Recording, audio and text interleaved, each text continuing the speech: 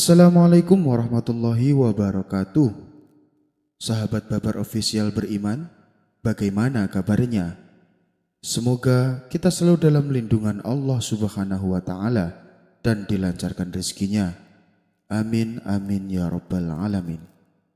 Sebelum lanjut ke cerita, alangkah baiknya tekan tombol like, komen, dan juga subscribe agar tidak ketinggalan dengan cerita-cerita kami selanjutnya. Terima kasih.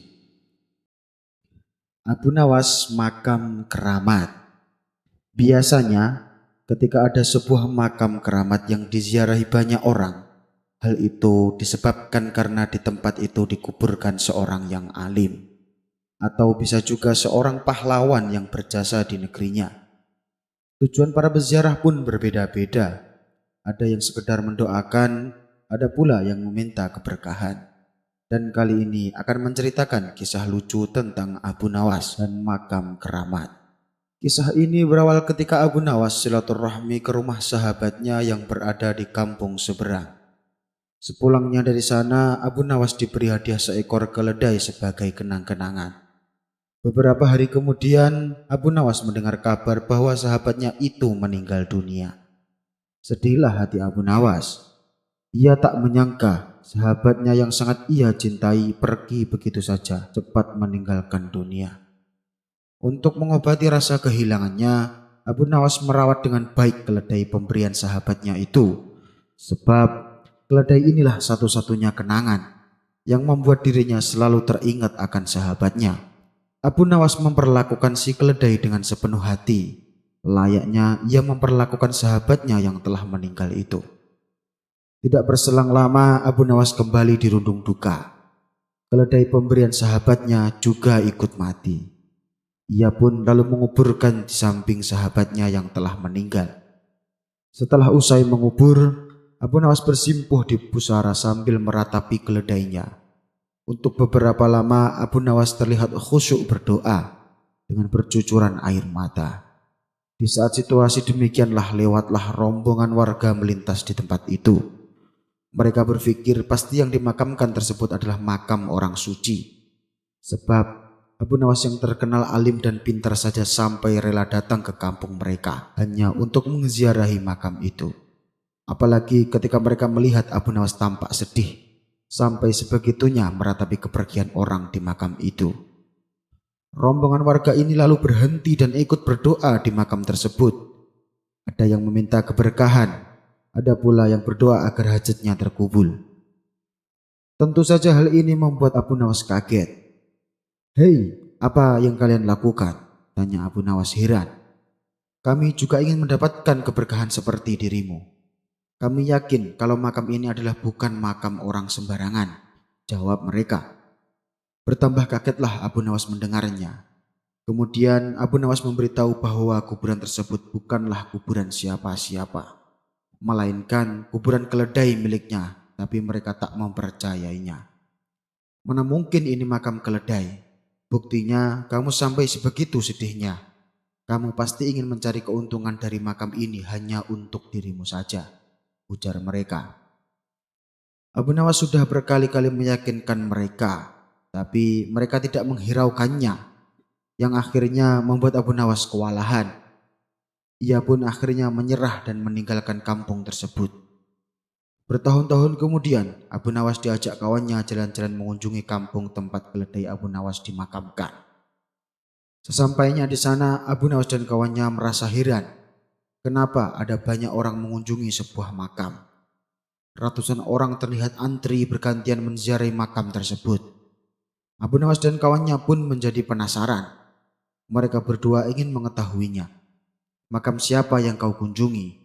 tanya Abu Nawas kepada seorang yang kebetulan melintas di hadapannya. "Itu makam keramat," jawab itu singkat. "Ayo Abu Nawas, kita ke sana. Saya sangat penasaran," ajak kawannya. Mereka berdua lalu mendekati makam keramat yang dimaksud yang ramai dikunjungi sampai ribuan orang. Dan ternyata makam tersebut adalah makam keledainya Abu Nawas yang telah bertahun-tahun meninggal.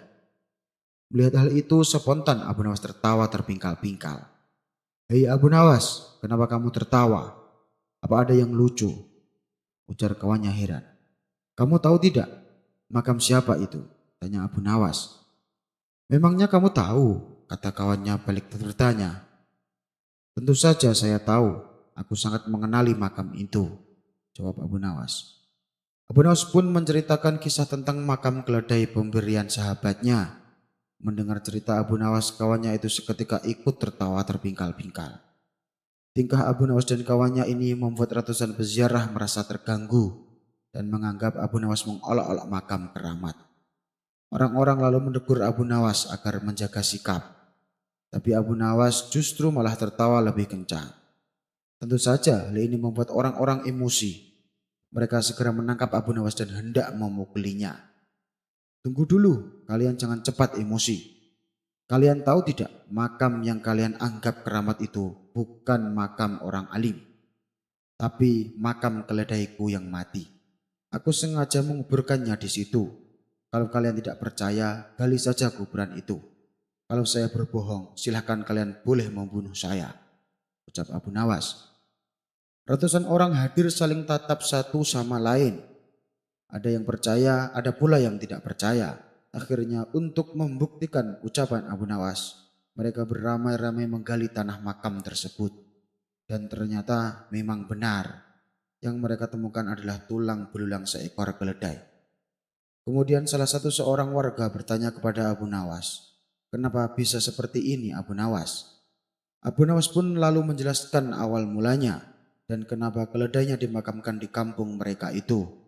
Dikarenakan keledai miliknya adalah pemberian sahabatnya yang telah meninggal yang juga merupakan penduduk kampung ini. Sejak itulah akhirnya orang-orang menjadi sadar dan tidak lagi menganggap keramat makam tersebut. Abu Nawas ditantang di atas gunung es. Kala itu negeri Baghdad sedang dilanda musim dingin. Apalagi bila malam tiba, angin berhembus begitu kencang sehingga hawa dingin terasa menusuk tulang. Akibatnya suasana pada malam hari jalanan menjadi sepi tanpa ada aktivitas sama sekali. Sementara Baginda Raja yang sedang duduk di singgah sananya berkata kepada Panglima prajurit, dalam situasi seperti ini kamu harus tetap waspada, jangan sampai lengah. Sebab kondisi jalanan kota Baghdad sedang sepi, bisa dimanfaatkan oleh pencuri untuk melancarkan aksi jahatnya, terutama pada malam hari. Sang Panglima menjawab, siap Paduka yang mulia. Saat malam tiba di setiap sudut-sudut jalan saya sudah tugaskan beberapa prajurit untuk berjaga. Jadi masyarakat tak perlu khawatir, rumahnya akan aman dari aksi perampokan. Mendengar itu Baginda Raja pun merasa lega. Bagus, keamanan rakyatku harus diutamakan, tutur Baginda Raja. Siap Paduka yang mulia, tapi saya ingin mengajukan permintaan. Ini menyangkut prajurit-prajurit yang berjaga pada malam hari. Mereka semua kedinginan saat bertugas. Saya ingin mereka diberikan baju mantel yang tebal supaya mereka bisa fokus dalam tugasnya, pinta sang Panglima. Baiklah, kamu minta saja sama bendahara kerajaan supaya membeli baju mantel buat mereka, balas Baginda Raja. Berbicara soal dinginnya saat malam hari, terbesit ide konyol pada diri Baginda Raja untuk menantang Abu Nawas. Wahai pengawal, suruh Abu Nawas menghadapku sekarang, titah Baginda Raja. Beberapa pengawal istana segera berangkat menuju rumah Abu Nawas. Singkat cerita, datanglah Abu Nawas menghadap Baginda Raja. Ampun Paduka yang mulia, ada apa gerangan Paduka memanggil hamba? Tanya Abu Nawas. Aku ada tantangan untukmu. Kalau kamu berhasil melakukannya, kamu akan mendapatkan hadiah uang yang banyak, kata Baginda Raja. Tentu saja Abu Nawas langsung tertarik dengan tawaran Baginda Raja. Kalau boleh tahu tantangannya apakah itu? Tanya Abu Nawas penasaran. Tantangannya sederhana, kamu harus sanggup bermalam di puncak gunung. Tapi ada syaratnya Abu Nawas. Kamu tidak boleh mengenakan baju sehelai pun, sahut Baginda Raja. Sejenak Abu Nawas terdiam, jangankan di puncak gunung. Di luar rumah saja cuacanya sangat dingin. pikir Abu Nawas. Tapi karena ia sedang sangat membutuhkan uang, akhirnya tawaran tersebut diterimanya. Baiklah Paduka, saya bersedia. Silahkan Paduka tentukan kapan waktunya, ucap Abu Nawas. Nanti malam Abu Nawas, balas Baginda. Saat menjelang malam tiba, Abu Nawas dikawal oleh beberapa prajurit berjalan menuju puncak gunung. Para prajurit ini bertugas melucuti semua pakaian Abu Nawas dan mengawasinya agar tidak menyalakan api untuk menghangatkan tubuhnya. Sementara para prajurit yang mendampingi Abu Nawas memakai baju mantel tebal supaya tidak kedinginan. Saat menjalankan tantangannya, Abu Nawas menghabiskan malamnya dengan begadang tanpa tidur sedikit pun. Sebab rasa dingin yang ia rasakan sangat luar biasa. Sampai darah dalam nadinya terasa membeku. Wajahnya pun kini mulai pucat menahan dinginnya malam. Abu Nawas sempat akan menyerah, tapi segera ia tepis keinginan tersebut demi hadiah uang yang akan didapatkan. Akhirnya waktu pun sudah menunjukkan pagi. Itu berarti tantangan Abu Nawas sudah selesai dijalani.